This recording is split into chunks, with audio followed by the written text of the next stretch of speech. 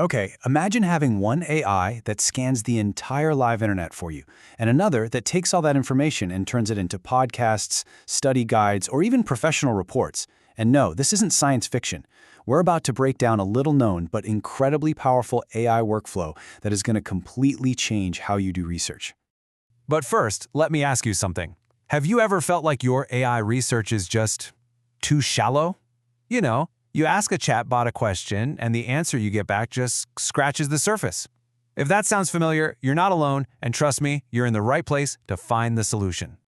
All right, so first up, let's really dig into the AI research problem itself. Why is it so hard to get deep, reliable information from the AI tools that most of us are using every single day?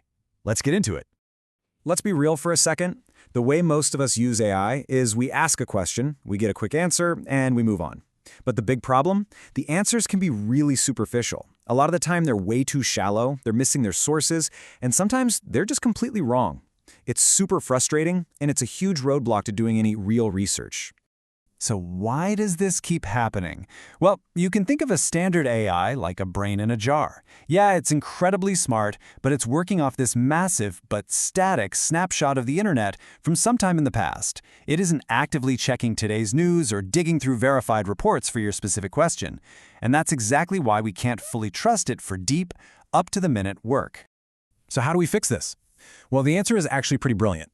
Instead of relying on one generalist AI, you're going to assemble your very own specialized AI team. So let me introduce you.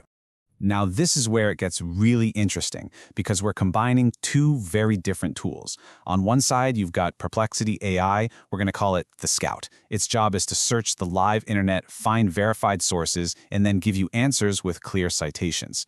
Then, on the other side, we have Google's NotebookLM, the Architect. Now, the Architect doesn't search the internet at all. Instead, it only analyzes the sources you give it. This helps it create structured knowledge, and it dramatically reduces those annoying hallucinations where an AI just makes stuff up.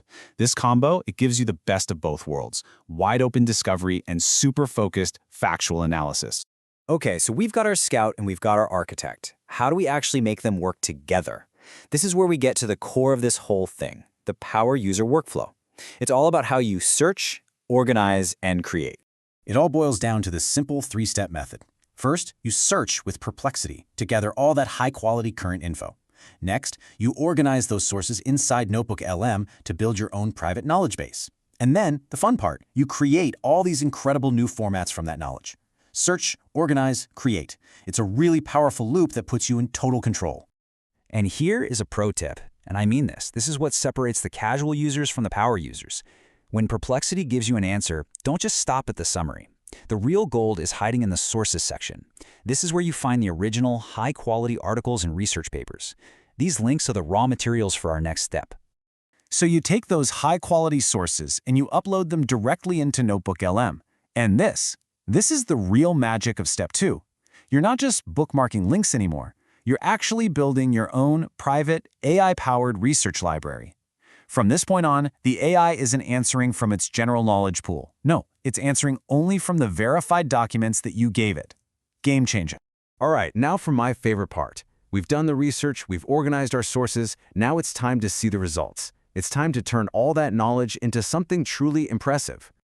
Now that your private research library is all set up, you can ask your AI architect, NotebookLM, to transform your sources into, well, pretty much anything you can think of. Let me show you exactly what I mean.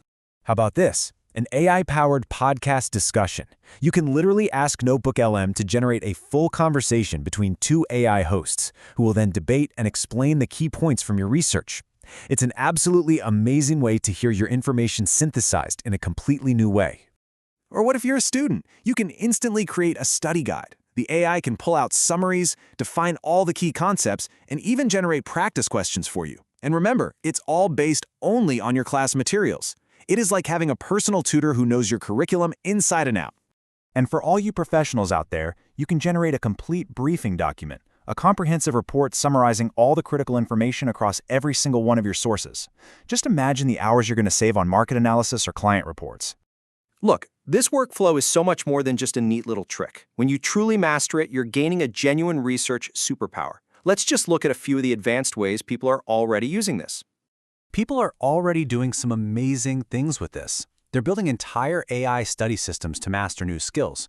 They're rapidly creating content for things like scripts and presentations, and they're even getting a serious competitive edge with deep business and market intelligence.